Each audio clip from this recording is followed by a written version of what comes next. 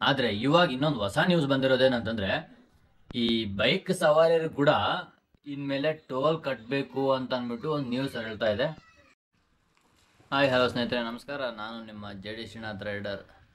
ಇವತ್ತು ವಿಡಿಯೋ ಮಾಡ್ತಿರೋ ಉದ್ದೇಶ ಏನು ಅಂತಂದರೆ, ತಲೆ ಕೆಟ್ಟೋಗ್ಬಿಡ್ತಾ ಇದೆ ನಿಜವಾಗ್ಲೂ. ನೀವೇನಾದರೂ ಅಂದ್ಕೊಳ್ಳಿ, ಇದು ಇವಾಗ ರೀಸೆಂಟಾಗಿ ಒಂದು ನ್ಯೂಸ್ ಬರ್ತಾ ಇದೆ. ಅದು ನಿಜನ ಸುಳ್ಳು ನನಗೆ ಗೊತ್ತಿಲ್ಲ. ನಿಜ ಆದರೆ ಎಸ್ ಅಂತ ಹೇಳಿ, ಮತ್ತು ನಿಜ ಅಲ್ಲ ಅಂತಂದರೆ ನಿಜ ಅಲ್ಲ ಬ್ರೋ ಅಂತ ಅಂದ್ಬಿಟ್ಟು ಹೇಳಿ. ಇಷ್ಟು ಬಿಟ್ಟರೆ ಕೆಟ್ಟ ಮಾತು ಮಾತಾಡೋಕ್ಕೆ ಹೋಗ್ಬಿಡಿ. ಈಗ ನಾನು ಕೇಳ್ತಾ ಇರೋ ನ್ಯೂಸ್ ಏನಂತಂದರೆ, ಈ ಬೈಕ್ಗಳಿಗೆ ಇವಾಗ ರ್ಯಾಪಿಡೋ ಸ್ಟಾಪ್ ಆಯಿತು, ಮತ್ತು ಕೇಂದ್ರ ಸರ್ಕಾರದಿಂದ ಅನ್ಕೊತಾ ಇದ್ದಾರೆ ಸ್ವಿಗ್ಗಿ, ಝೊಮ್ಯಾಟೊ ಈ ಥರ ಆನ್ಲೈನ್ ಡೆಲಿವರಿ, ಫ್ಲಿಪ್ಕಾರ್ಟ್, ಅಮೆಝಾನ್ ಈ ಥರ ಆನ್ಲೈನ್ ಡೆಲಿವರಿ ಮಾಡೋರಿಗೆ ಏನೋ ಎಲ್ಲೋ ಬೋರ್ಡ್ ಮಾಡಿಸ್ಬೇಕು ಅಂತಂದ್ಬಿಟ್ಟು ಅನ್ಕೊತಾ ಇದ್ದಾರೆ ಅನ್ನೋ ನ್ಯೂಸು ನಿಜ ಆಗಿದೆ. ಆದರೆ ಇವಾಗ ಇನ್ನೊಂದು ಹೊಸ ನ್ಯೂಸ್ ಬಂದಿರೋದೇನಂತಂದರೆ, ಈ ಬೈಕ್ ಸವಾರರು ಕೂಡ ಇನ್ಮೇಲೆ ಟೋಲ್ ಕಟ್ಟಬೇಕು ಅಂತ ಅಂದ್ಬಿಟ್ಟು ಒಂದು ನ್ಯೂಸ್ ಹೇಳ್ತಾ ಇದೆ. ನಾನಿವಾಗ ಪ್ಲೇ ಮಾಡ್ತೀನಿ ಅದನ್ನು. ಅದು ನಿಜನ ಸುಳ್ಳು ನನಗೆ 100% ಗೊತ್ತಿಲ್ಲ.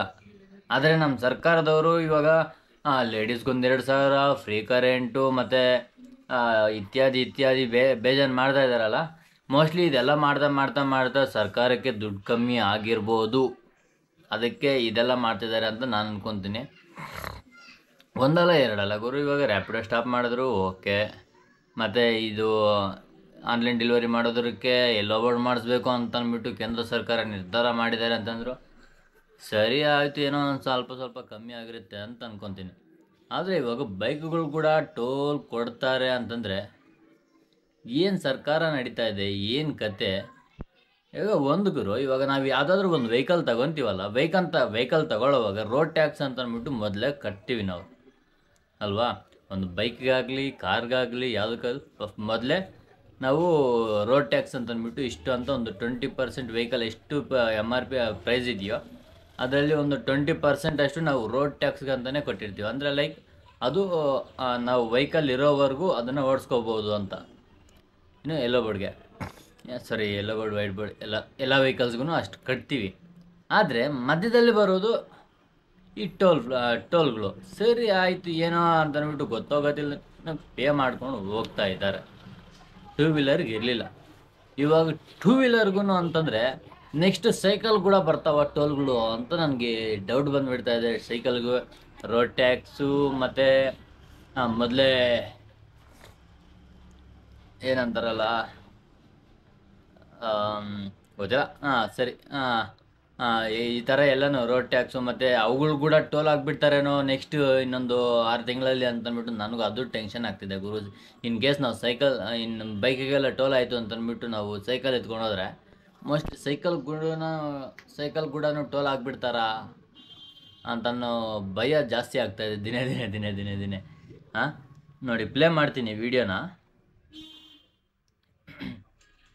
ಬೈಕ್ ಸವಾರರಿಗೆ ಕೇಂದ್ರ ಸರ್ಕಾರ ಬಿಗ್ ಶಾಕ್ ನೀಡ್ತಾ ಇದೆ.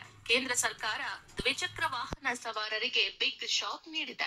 ಇನ್ನು ಮುಂದೆ ದ್ವಿಚಕ್ರ ವಾಹನ ಸವಾರರು ರಾಷ್ಟ್ರೀಯ ಹೆದ್ದಾರಿಯಲ್ಲಿ ಪ್ರಯಾಣಿಸುವಾಗ ಫಾಸ್ಟ್ ಟ್ಯಾಗ್ ಮೂಲಕ ಟೋಲ್ ಪಾವತಿಸಬೇಕು. ಇನ್ನು ಮುಂದೆ ಬೈಕ್ ಸವಾರರಿಗೆ ಟೋಲ್ನಿಂದ ಯಾವುದೇ ವಿನಾಯಿತಿಗಳಿಲ್ಲ. ನಿಯಮ ಉಲ್ಲಂಘಿಸುವವರು 2,000 ರೂಪಾಯಿ ದಂಡವನ್ನು ಕಟ್ಟಬೇಕಾಗುತ್ತದೆ.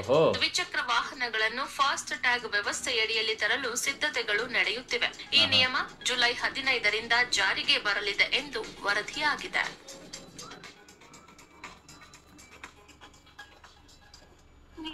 ಇನ್ನು ಮುಂದೆ ದ್ವಿಚಕ್ರ ವಾಹನ ಈ ಥರ ಆದರೆ ಗೋವಿಂದ ಸಖತ್ ಮಜಾ ಬರುತ್ತಲ್ಲ. ಏನಕ್ಕಾದರೂ ಓಟ್ ಹಾಕೋದು ಅನ್ಸುತ್ತೆ ಸರ್. ಈ ಥರ ಮಾಡಿದ್ರೆ ಸರ್, ನಿಮಗೆ ದುಡ್ಡು ಕಮ್ಮಿ ಆಗಿದೆ ಅಂತಂದರೆ ಲೇಡೀಸ್ ಕೊಡೋ 2,000 ಕಟ್ ಮಾಡಿ, ಫ್ರೀ ಬಸ್ ಕಟ್ ಮಾಡಿ, ಕರೆಂಟ್ ಬಿಲ್ಲು ಏನಿದೆಯೋ ಅದೇ ಕೊಡಿ. ಈ ಥರ ಯಾಕೆ ಬಡವ್ರ ಹೊಟ್ಟೆ ಮೇಲೆ ಹೊಡಿತೀರಾ?